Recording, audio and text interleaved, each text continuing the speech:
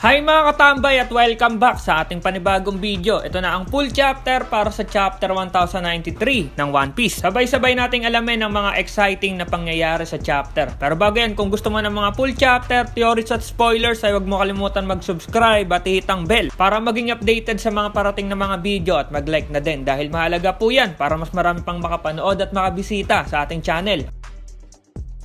O paano, simulan na natin. Let's go! Magsisimula ang chapter dito nga kay Kizaru na hindi nga makawala sa pagkakahawak ni Luffy. At syempre nagulat nga itong si Kizaru dahil nasaksihan niya na yung sinasabing kakaibang devil fruit. Pinagtripan nga ni Luffy itong si Kizaru. Iniikot-ikot nga si Kizaru na parang laruan at itong si Kizaru naman ay parang chill lang na nasa rides. Pagkatapos nga iikot-ikot ni Luffy, si Kizaru ay binato nga nito ng malakas yung Admiral. At ayun nga, napakalayo nung pinuntahan. Tuwang-tuwa nga si Luffy dahil nga parang laruan lang si Kizaru. Sabi naman ni Usopp na dapat samantalahin na daw nila yon para umalis habang wala si Kizaru. Sabi naman ni Luffy ay sige daw siya na ang bahala kay Kizaru. Napansin naman ni Chopper na parang aalis na si Atlas at tinanong niya ito kung saan pupunta. Sabi naman ni Atlas ay pupunta daw siya doon sa baba dahil kailangan niyang baguhin yung utos ni Kizaru sa mga pasipista. Dahil kung hindi niya daw yun gagawin ay papaulanan daw sila ng mga laser pag binaba na yung barrier. Maganda nga daw yung naisip ni Atlas. Kung sino man daw yung kokontrol sa mga pasipista ngayon ay sila yung mananalo, sabi nga ni Vegapunk. Sabi naman ni Edison ay wala nga daw sa isla ang may pinakamataas na command status maliban nga sa mga Vegapunk. Pero biglang pinigilan ni Vegapunk si Atlas dahil pati nga daw siya ay sasama. Nagulat naman si Usopp dahil akala daw ba ni Vegapunk papayagan nila ito na umalis. Ang pinaka-priority nga daw nila dito ay iligtas nga daw itong si Vegapunk. Sabi naman ni Vegapunk ay alam nga daw niya yon, pero nabitin nga ang sasabihin ni Vegapunk dahil nga tumawag si Franky. Sinabi nga ni Vegapunk na itong si Bonnie nga daw ay nawala ng malay doon sa lower stratum. Pwede daw bang tingnan ni Franky? Nagulat naman si Franky sa sinabi ni Vegapunk. Nakaligtas daw pala si Bonnie. Buti naman daw. Kasi nga daw sinipa ni Kizaru sa mukha si Bonnie at tumalsik papunta doon sa barrier. Sabi naman ni Vegapunk ay bakit naman daw pinabayaan ni Franky yung ganon. Sabi naman ni Franky ay wala nga daw siyang nagawa. Ito na nga daw at pupuntahan na nga daw niya agad si Bonnie. Pero yung barrier nga daw ay andun pa. Habang nag-uusap nga sila Vegapunk at Franky, nakikinig din pala dito si Sanji at sinabi nito na sasama nga daw siya kay Vegapunk para nga daw sa rescue mission ni Bonnie. Ang bilis talaga ni Sanji pag magandang babae, no? Kasama din ni Sanji si Jinbei pero nag-iimpake nga ito ng mga kailangan nila Vegapunk at dadalhin nga ito sa likod ng isla. Sinabihan na lang nito si Vegapunk na makita-kita na lang sila doon sa likod ng isla kapag okay na ang lahat. Dito naman tayo sa Pabrio Stratum kung nasan yung mga Marines. Sinabi nga dito ng isang Marine na wag nga daw magtipon sa sentro ng city dahil andun nga daw itong si Bonnie. Mag-ingat nga daw itong mga Marines dahil nga baka nagtatago lang ito kung saan. Baka daw kasi biglang gamitan sila ng powers nitong si Bonnie. At ito na nga, yung ibang Marines ay naging bata at pinatandaan nitong si Bonnie. At nagtatago nga si Bonnie sa isang gilid na puro gasgas nga yung muka. Si Sentomaru nga ay nakita din doon sa lugar kung nasan si Bonnie. At ito pala ang nangyari. Nang sasalpok na nga si Bonnie sa barrier ay nagulat siya na hindi man lang siya napano doon. Kasi nga sinalo pala siya ni Sentomaru at ito yung tumamo ng damage. Nakita na lang niya si Sentomaru na hawak na siya at sunog na yung katawan at sinabihan siya nito na umalis na nga daw itong si Bonnie doon dahil papalapit na yung mga Marines. Hindi talaga ni Sentomaru, naligtas pa niya si Bonnie. Sinisilip nga ni Bonnie kung ano na ang lagay ni Sentomaru. Nasabi pa nito na aantayin daw ba nito na makaalis yung mga Marines bago siya tumungo kay Vegapunk. Balik tayo sa itaas, tumatawa-tawa nga lang dito si Luffy at pinapanood yung laban nila Zoro at Lucci. Gusto daw ba ni Zoro ng tulong? Sabi nga ni Luffy. Sabi na lang ni Zoro ay mag-focus na lang daw itong si Luffy kay Kizaru. Mukhang seryoso si Zoro na tapusin na si Lucci dahil yung espada nga ni Zoro dito ay nag-aapoy at mukhang may mga haki din na sumasabog dito sa espada. Sabi nga ni Zoro dito kay Lucci ay kung ito lang daw yung kaya ni Lucci na ipakita, hindi na daw ito dapat lumaban pa sa kapitan nila nang tatrash talk si Zoro dito. Sabi naman ni Lucci na talaga daw ba? Edi kung ganon si Zoro na lang daw dahil ito naman daw yung second sa Yonko crew ni Luffy. Okay pa din naman daw na premyo yon pag natalo niya itong si Zoro. Nangangarap na naman ata itong si Lucci. Si Kizaru naman dito ay tumalsik ng malayo papunta na doon sa dagat. At syempre chill pa din itong si Kizaru at madali lang naman din siyang nakaalis. Gumamit nga ito ng Yasakani no Magatama para bumalik ulit sa isla. At ayun nga, mabilis lang. Nakita nga agad ito ni Luffy dahil may mga lumalapit na liwanag sa kanya. Pero hindi lang yun basta liwanag. Maraming Kizaru yung lumapit sa kanya. Kaya nagulat siya dito dahil puro illusion nga ni Kizaru yung nasa harap ni Luffy. Pagkatapos naglabas pa ito ng Light Sword at pinaghahataw si Luffy ng napakaraming Kizaru. Kahit na tinatamaan si Luffy ng ilan sa mga atake ni Kizaru ay napatumba naman niya yung iba dito. Tumakbo muna si Luffy para nga mag-isip kung sino dito yung tunay. At ito na nga, humilera na itong mga illusion ni Kizaru at tumatake na si Luffy ng Booming Dawn Stamp. Kaya ayun, tinamaan lahat. Sabi ni Luffy na tinamaan daw kaya niya yung tunay. Pero nagulat na lang siya dahil itong si Kizaru ando na naman sa mga bida natin at hawak na itong si Usopp. Takot na takot nga si Usopp pero si Kizaru ang hinahanap talaga ay si Vegapunk. Pero ito na nga sila Vegapunk, pababa na para puntahan nga si Bonnie. Si Sanji nga dito ay sumabit na lang para nga makasama doon. Sabi na lang ni Vegapunk dito na magantay nga lang daw itong si Bonnie dahil hindi nga daw niya kaya na mag-chill lang habang nasa panganib ang isang bata. Nakita nga ni Luffy yung sinasakyan ni Vegapunk at nagulat na naman ito dahil bakit umalis daw si Vegapunk, baka daw mapano yun. Syempre, nakita din ito ni Kizaru at ayun nga, gagamitan nito ng light beam. Saan daw ba pupunta itong si Vegapunk? Pero mabilis si Luffy, pinigilan niya agad yung atake ni Kizaru para nga hindi tamaan sila Vegapunk. Habang pinipigilan nga ni Luffy si Kizaru, nakijoin din na sumakay si Franky para nga puntahan nila si Bonnie. Pinagamit na lang muna ni Franky yung General Franky kay Lilith para alisin yung Sunny dahil baka nga tamaan sa laban nila Luffy. Sa labas naman ng isla ay andito pa din yung mga Marines at nire-report nga ng mga ito yung nangyayari sa loob. Sinabi nga dito na itong si Vegapunk ay tumatakas na at papalabas na doon sa Labo Stratum. Si Edison naman dito ay hinanda yung pag-alis sa barrier para nga makalabas sila Vegapunk. At ayun na nga, nakalabas na sila. Inutusan agad ni Atlas yung mga pasipista na may bago na nga daw silang mission ngayon. Tapusin daw nila lahat ng mga Marines na nasa isla. At nang marinig yon ni Saturn ay parang nagagalit na ito. End of the chapter. Okay, isang magandang chapter na naman ang nakita natin. Andito yung laban nila Zoro at Lucci at ni Luffy at Kizaru. Maganda yung laban pero hindi pa ito yung seryoso. Sana ay sa next chapter makita na talaga natin yung totoong laban itong si Kizaru at ni Luffy. At tutulong na kaya si Saturn dahil nakila Vegapunk na naman ang mga pasipista. Abangan natin yan. Salamat sa pagnood at see you sa next video. Over na!